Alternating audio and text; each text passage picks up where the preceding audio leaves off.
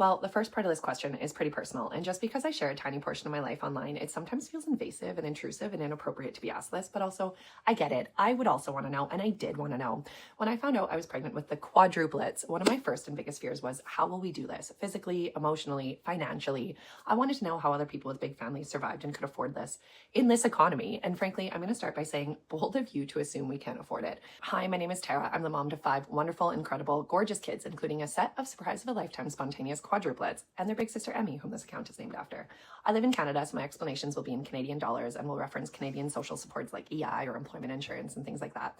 And this is just my personal experience and not financial advice. In fact, I'll start by saying that my husband and I actually currently carry a line of credit debt, and we chip away at it monthly while balancing the ongoing needs of our family and paying for the services that make this insane life just a tiny bit easier and more manageable. When we found out about the quadruplets, we decided we would buy anything we needed if it made our life even 1% easier.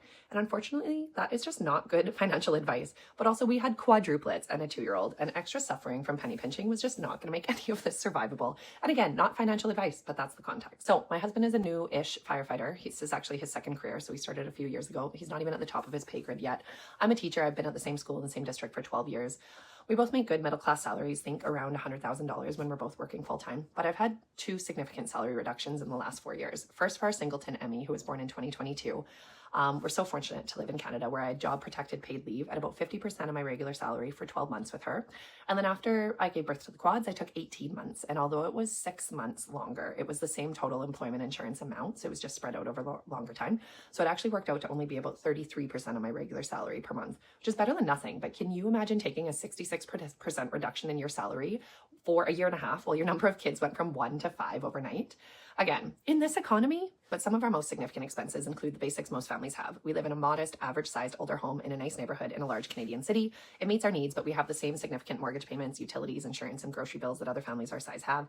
Inflation is insane. The monthly cost to run our household now compared to when we bought it in 2017 is over 100% higher, which includes obviously the cost of our 5 kids, plus the rising cost of living in general. Our incomes have just not kept up with our expenses. Childcare is our first major expense that I'll talk about. I do have to work, and I want to work outside of the home. I love my job, but that means we need full-time childcare since none of our kids are school-aged yet, and my husband works shift, and we just don't have family or other help that can quite help us in the day and still have help that we need before, after, and on weekends, especially with a shift-working husband. That's a whole other separate question people often ask, but why do I even bother working if childcare is so expensive? And I'll say what I always say. Every family situation is different, and this makes the most sense right now for ours.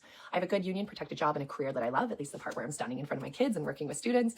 My pension and my employer health benefits are incredibly important for my family's future and even right now.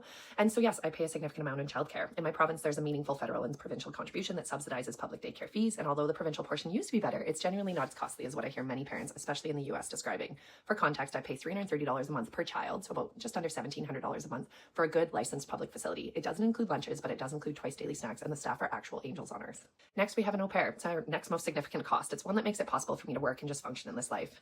We last year renovated our basement, which was a completely unfinished, over 55-year-old, genuinely a little scary and totally empty basement, not only to have a more functional play space for our kids, but mostly to build a full suite for a live-in support person. We added a full bathroom, a kitchenette, and all the things that go along with a basement reno in a really old house, like updating electrical, plumbing, the works. We pay about $800 every 2 weeks for her for about 30 hours a week of support.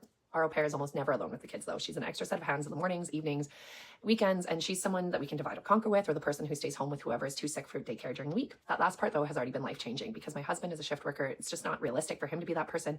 And as a teacher, scrambling for last-minute subplans while managing multiple sick babies is its own kind of chaos. She's worth every penny and has genuinely changed our lives. She's become like a little sister to me and an auntie to these kids, and she's so much more than just a nanny. She takes away so much mental load. She anticipates things even before I think of them. She's a self-starter. She's reliable and capable and shares my slightly unhinged standards for cleaning. She can cook and bake and craft and play and joke and cuddle like nobody's business. And I already know that when she eventually moves on to keep traveling and exploring this world, she is going to be so deeply missed. Other sources of income outside of our regular salaries include the Canadian Child Benefit, or CCB, which is a tax-free monthly payment through the Canadian Revenue Agency for eligible families with children under 18. We receive just under $1,600 a month for this, which will decrease significantly when the kids turn 6 or our income rises. But right now, it's so valuable. It's income dependent, and I'm genuinely grateful to live in a country that supports families this way. I know that money comes from taxes, and I will gladly pay into a system my whole life knowing that it makes a difference like this for families like ours. Also, an incredibly generous family for over a year now has been sending us a monthly deposit of several $100s purely out of the goodness of their hearts as a way to give and serve because they are in a position position financially to do so. I mentally put that money towards our monthly diaper bill, towards the kids' RESPs or our registered education savings plans, or towards something like just last month I registered Emmy into gymnastics this spring, something that we just couldn't quite swing on our own, but I really wanted her to be able to do. Takes the edge off in a way that this family probably doesn't even fully understand, and it's made an enormous difference, especially last year when my income was more than halved and our expenses like quadrupled. I actually intend to ask them soon to redirect that kindness to another family because I want to see that generosity spread beyond our four walls. It's just been incredible. It's such an enormous gift to us, and I also deeply hope to be in a position one day where I can do something like that for another family. And lastly, social media income. This is genuinely pretty new for us. Only in the last 6 to 8 months have I started securing any brand deals or generating any passive income outside of our regular salaries. And I want to give a huge shout out to every other content creator out there because this is so much work. I was already putting in hours every single day on Instagram alone before I even touched Facebook or TikTok or YouTube finally just a few weeks ago. And that's just the posting part. On top of that, there are countless additional hours each week in emails, contract negotiations, brand communication, tracking, filming, editing, uploading, responding to comments and messages, and just generally managing and building a page that the algorithm actually likes and pushes out there. Brands with big marketing budgets do see the value in social media marketing, and they will pay for it because it works. And it costs creators enormously in time. Might not be the most difficult work, but it's so time consuming. And for transparency, I just made just about $10,000 total in brand deals in total in 2025. Living in Canada, I don't collect a cent of revenue from Instagram or TikTok directly. There's no creator fund here available to us. I only recently hit the requirements on Facebook to begin monetizing about a month ago, and I earned about $1,000 Canadian in my first month. But this month is already growing slower because nothing I've posted has gone particularly viral yet. And I'm learning that you just never know what's going to hit or on which platform and how it's going to do. So monetization there is going to ebb and flow for sure. I can absolutely see why some creators post rage bait to drive engagement because engagement brings views and views bring ad impressions and ad impressions bring money. But that's not who I am or how I want to show up on the internet, but I genuinely understand why people do it. I also earn a small amount of affiliate income every month, like between $100 to $200 from Amazon Canada. My biggest month was $250 once. I know I could be selling and earning way more, and I constantly get asked for product links, but I just haven't had the time or bandwidth to expand into it yet. It's on the list, but it's just so time consuming again. Anyway, around the same time that our pages started to grow and brand deals and ad revenue started coming in and affiliate links started coming in, my maternity leave ended and I had to return to work full-time as a teacher. It's one of the most all-consuming jobs that exists. And then I come home to an equally all-consuming life as a mom to 5 kids under 5 while managing a household, growing a social media presence, and somehow still taking care of myself. I immediately felt so stretched thin in a way that I anticipated, but I didn't know it was going to be this hard.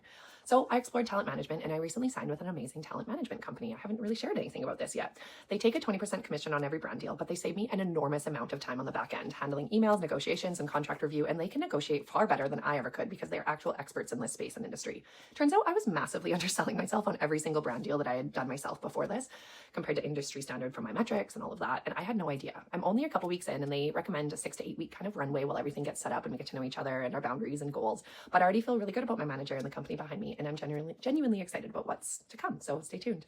That said, even with social media managers, juggling content, content creation alongside my family life, my health, my kids, my household, it's just so much work, and this has led me to make a really difficult decision and one I have not shared yet. I'm scared. Hard to admit this, but I've made the decision. I know that I have to do this. I will be reducing my full-time equivalency, my FTE as a teacher for next year, and I'm going to be moving to part-time. This is actually the first time I'm saying it out loud to the internet, and it's just scary. I feel like I'm letting down the people who have cheered for me and believe that I could do it all, work full-time, raise this very young family, manage a household, grow something online, and saying that I couldn't quite crack all of that and I have to go part-time as a teacher. It feels like I'm just kind of in a small way being a failure. Like, could I have done all of this? Maybe kept teaching full-time? Maybe, but at what cost? Like to my health, my regulation, my sanity, my kids' health, my kids' sanity and regulation. Going part-time still lets me do the job I love, get out of the house every day, which is genuinely a break from the beautiful chaos I have at home, and keeps me in my district with my benefits, my continuous contract, and my pension contributions, which are important now and for the future. It also gives me enough room to breathe and help keep this life afloat, and maybe I'll even enjoy motherhood a little bit more. So to actually answer the question, how do I afford it all, work and stay sane? Well, clearly I don't. I pay for enormous amounts of childcare, live in support, and I'm still drowning. I am still not keeping up.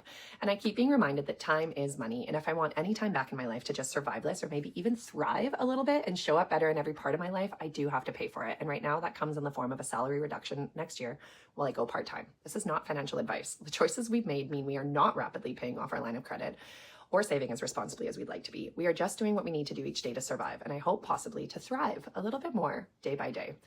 We've been given this beautiful life, and life is also just way too short, guys, just way too short. So this is what I'm doing right now. In the future, it might change again in a year or 2 or 3 or 10 years down the line, but this is what we're doing right now to survive. So to summarize, our income sources include our salaries, the Canadian Child Benefit, support from an incredibly generous family right now, and a social media and affiliate income that continues to slowly grow. Our major expenses include childcare, mortgage, utilities, vehicles, insurance, groceries, our live-in au pair, our pets, savings, and some debt repayment. Am I staying sane and juggling it all? No, I'm not. And while that feels a little bit like I'm a failure, I also really don't want anyone watching this who is also struggling to feel like they're, pulling it all off. I don't want them to feel like a failure either. Maybe we weren't made to do all of this. Maybe this is genuinely just too much to ask of any one person or family, and maybe that's a question for another video. Anyways, thank you for watching, and as always, thank you so much for your support, your engagement, your follows, your comments, your likes, your shares. It's opening doors for our family that I never saw coming, and it literally puts food on our table. A simple click is such a gift, and we are so grateful. Thank you.